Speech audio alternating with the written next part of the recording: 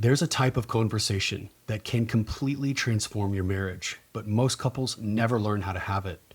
It's not about solving problems or avoiding conflict. It's about creating the kind of intimacy that makes everything else in your relationship work better. And I'm going to teach you exactly how to master it.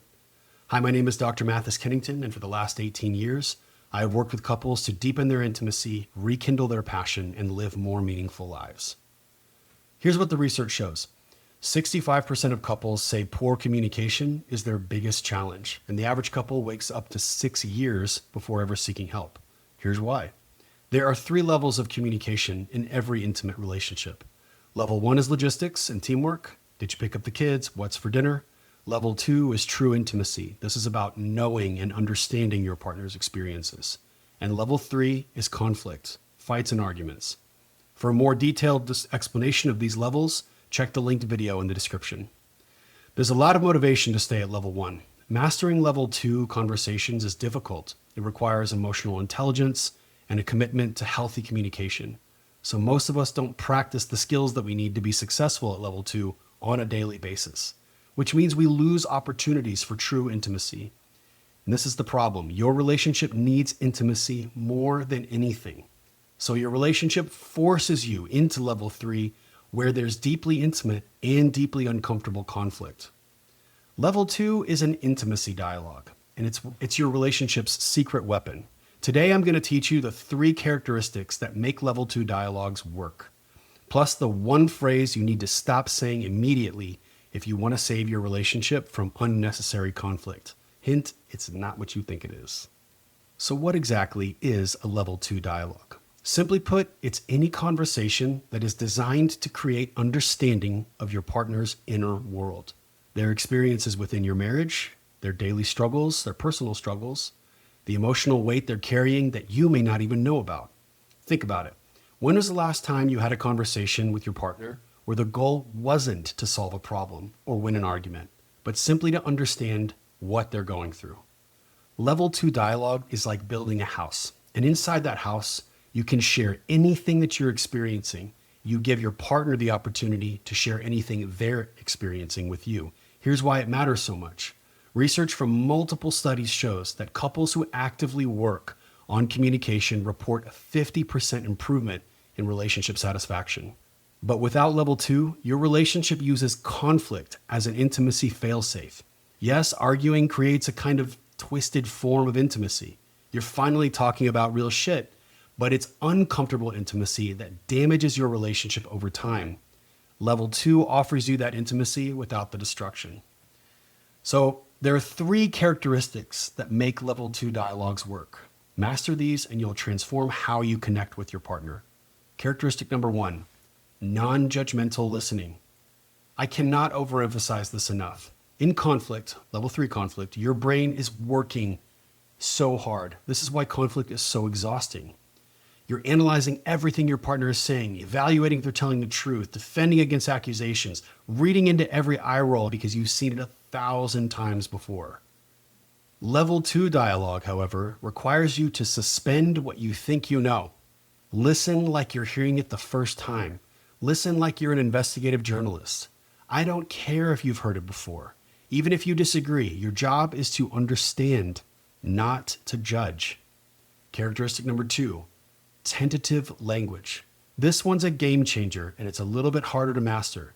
Instead of saying something like, I know what you meant when you said that, try, here's what I experienced when you said that, or here's how I interpreted what you said. Instead of saying, you don't really give a shit about me, say, what I'm telling myself about what you did is that you don't care. Notice the difference? Tentative language lets you express exactly what you're feeling without forcing your partner to defend themselves.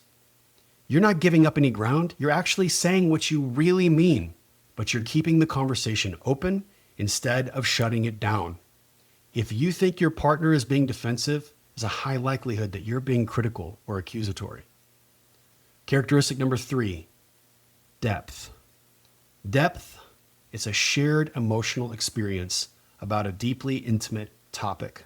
This is something you'd only discuss with your spouse.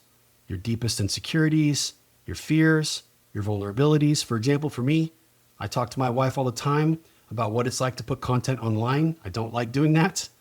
My insecurities about whether or not I'm actually making an impact on the clients that I work with. Things I don't tell other people because it's vulnerable and sometimes it's embarrassing. The magic happens in the shared emotional experience. If I'm feeling vulnerable and she's feeling compassion, those emotions are linked, and that's what creates depth. That's what creates real intimacy. Now, here's the most important thing that I can tell you today. This doesn't come from research. This comes from nearly 2 decades of marriage and nearly 2 decades at the same time working as a professional with couples that are dealing with relationship distress. Here are 3 phrases, and I'll let you generalize to other phrases that are like this, that you need to delete from your vocabulary when you're in a level 2 dialogue. I understand. I get it. I hear you. Replace those phrases with, do I understand? Do I get it? Do I hear you? This single change is going to create a paradigm shift and remove self-confirmation bias that you have when you're listening into genuine curiosity about what your partner is experiencing. Here's why it matters. Studies show that nearly half of all couples feel like they're having the same arguments over and over and over again. And that's mostly because we think we understand. We think we know what's going on, but we really don't. Good listening is not about you getting it. Good listening is about your partner knowing that you get it.